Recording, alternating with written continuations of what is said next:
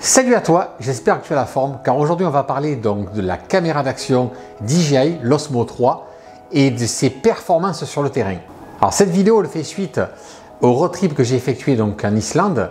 C'était un bon moyen de l'éprouver vraiment pendant 10 jours dans toutes les conditions possibles et je vais pouvoir t'en parler vraiment dans le détail et surtout des points forts et des points faibles que j'ai pu repérer sur cette caméra d'action. Alors je vais associer mes dires avec quelques plans vidéo donc tirée de l'Action 3 pour que tu comprennes bien là où je mets l'accent et que tu comprennes bien soit le positif ou soit le négatif de mon intervention aujourd'hui. Alors on va commencer d'abord par les points positifs de cette petite caméra d'action. C'est parti.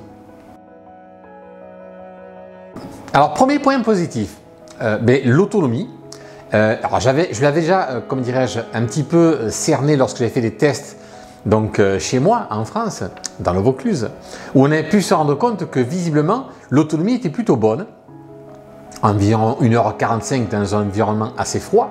J'avais même testé la caméra posée dans un congélateur pour voir ce que ça donnait et effectivement ça tenait ses promesses, enfin, du moins ça avait l'air de tenir ses promesses. Et donc ça se confirme sur le terrain.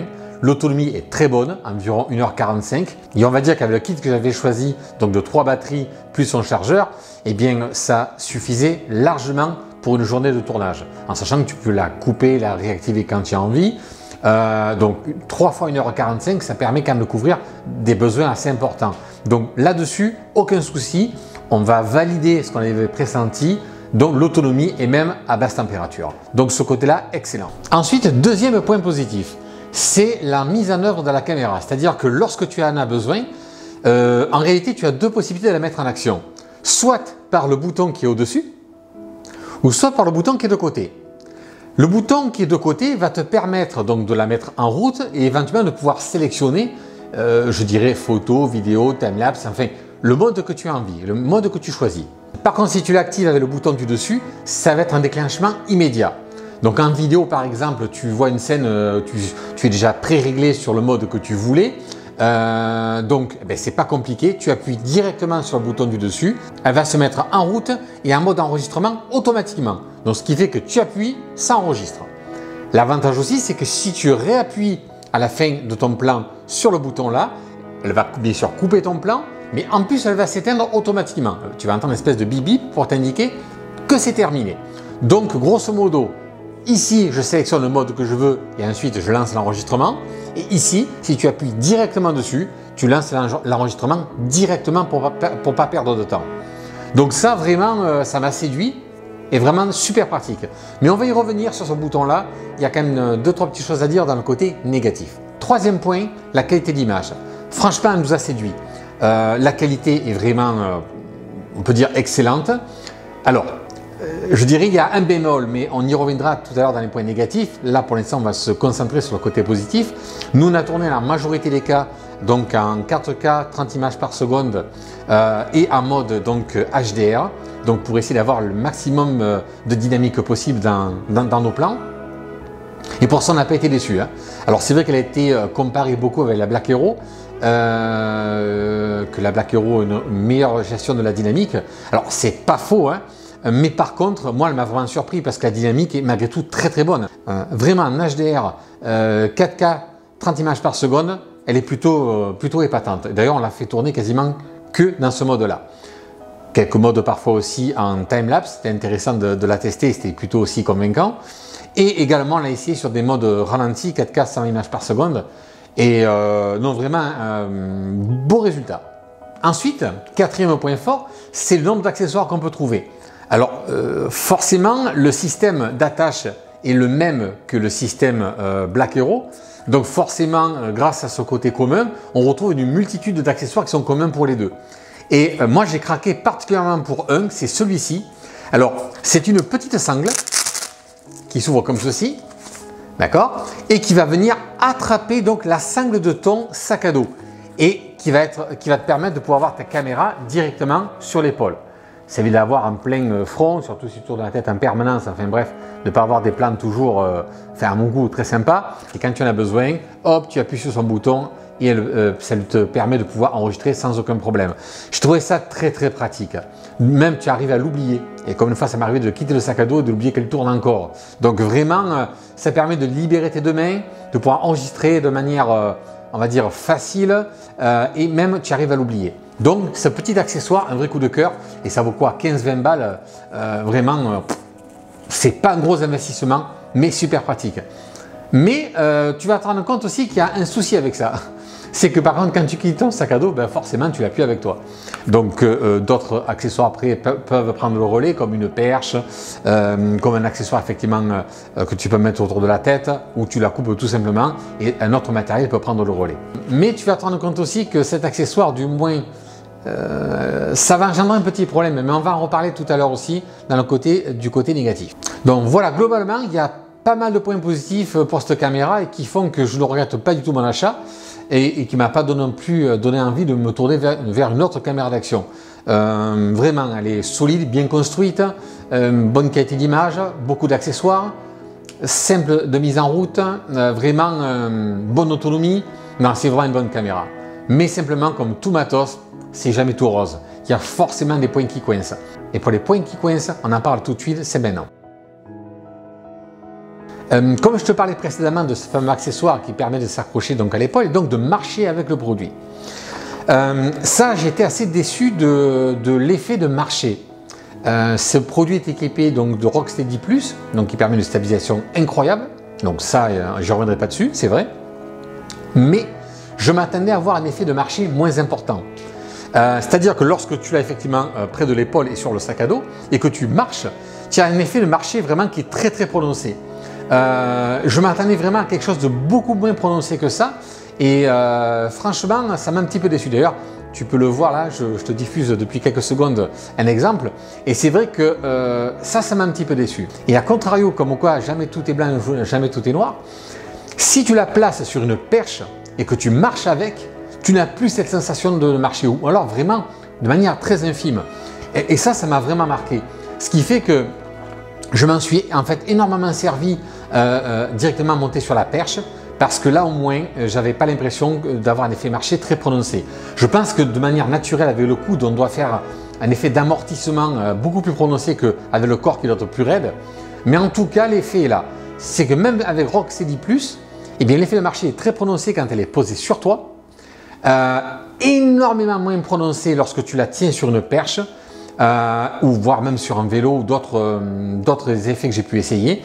Mais par contre, du moins sur soi directement, donc j'imagine que pour la poser sur la tête, ça doit être la même problématique. Voilà, donc un petit peu déçu par rapport à ça. Deuxième chose qui m'a un petit peu déçu, c'est l'horizon. Alors, il y a un truc que je n'ai pas compris. Alors si toi tu m'entends derrière ton smartphone ou ton PC et que tu entends que je te parle de ce problème-là et que tu connais la source du problème, je suis preneur.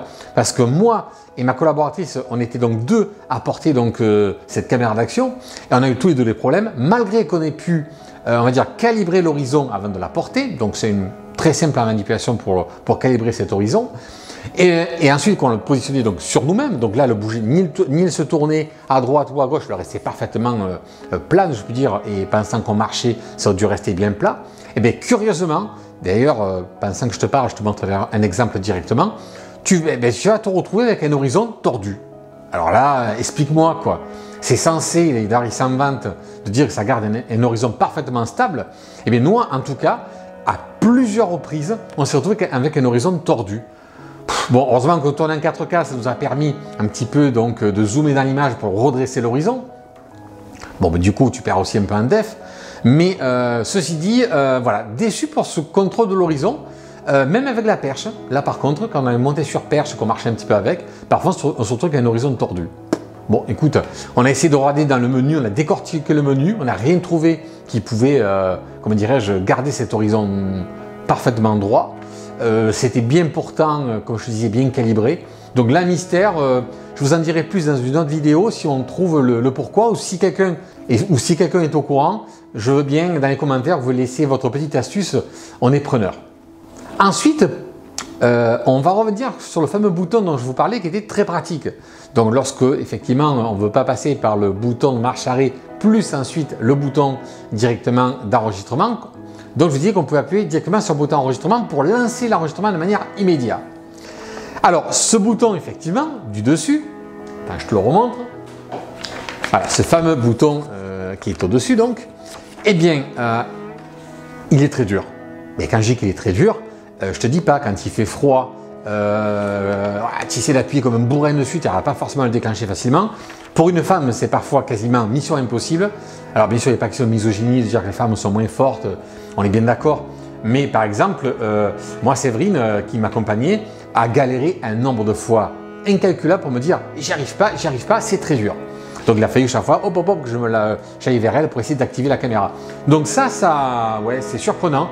Ce bouton est très dur. Alors j'imagine que c'est fait que en cas de chute, peut-être pour pas arrêter l'enregistrement, ou il doit y avoir des raisons, hein, j'imagine. Mais en tout cas, ouais, pas sympa quoi. Plutôt difficile à activer et à désactiver. Voilà pour ce petit point faible supplémentaire, alors, qui pour certains n'en seront pas un, mais bon, qui était important à mon avis à signaler. J'avais oublié dans les points positifs, une petite chose importante aussi, c'est la qualité du micro embarqué. Comme je te disais tout à l'heure, que lorsque tu mets ta caméra effectivement proche du col, tu as vraiment l'impression d'avoir un micro-cravate. Vraiment, l'audio est bonne, pas trop aigu, pas trop grave, plutôt bien calibré. Il m'a vraiment surpris. Bon, quand il y a du vent, ils ont beau avoir plusieurs micros apparemment embarqués, mais quand il y a du vent, c'est un sautolamble bien sûr, mais bon, là, il n'y a pas de secret, c'est même pas un inconvénient. Forcément, un micro à l'air libre, sous des rafales, il n'y a pas de secret. Mais ceci dit, lorsqu'il n'y avait pas de vent, d'ailleurs, je vais te laisser écouter 3 secondes ce que ça peut donner. Pour connaître l'Islande, il faut passer par les chemins. Non, il y a encore un piquet là. Ah ah! Regarde. Ah ah! Ma femme a voulu m'intimider. T'as vu les crevasses là? Faut rester loin des crevasses. Voilà, tu vois, le commentaire est plutôt clair, net et précis.